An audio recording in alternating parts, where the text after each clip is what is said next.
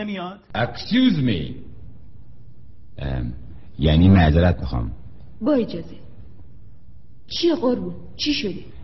پول خور اگر دارین 2 قران یا 3 قران تحت عنوان قرض الحسنه تا شب جمعه به من لطف کنید.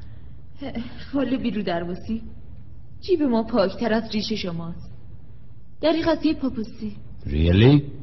Impossible. نون چارکی 3 عباسی، پنیر سیری 2 عباسی، آدم مفلس رو چمن وامی داره به رقاصی.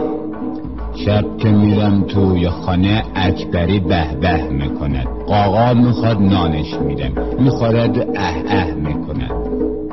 ز یک طرف عیال من چون سگ له له میکند، میگه تا کی سر بکنم چادر نماز کربسی. روغن سیری 4 عباسی، قند سیری 3 عباسی، آدم مفلس رو چمن وامی داره به رقاصی. فاتی میونه گهواره گشنش ار میزنه، مادر بچه ها میره گهواره رو سر میزنه، میپینه فاتی مشغوله سرسری است و دستسی. شیر چارکی 4 عباسی، شکر سیری 3 عباسی، بچه رو توی گهواره وامی داره به رقاصی. خوبه که بنده هم برم مدتی دکتری کنم یا بروم تو سینما هر شب اکتوری کنم، اگر که اکتوری نشد نقش رجیستوری کنم.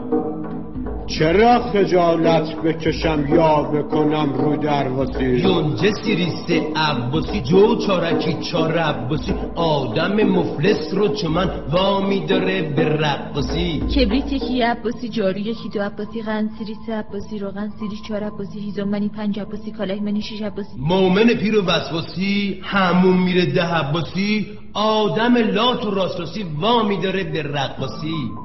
بگذاریم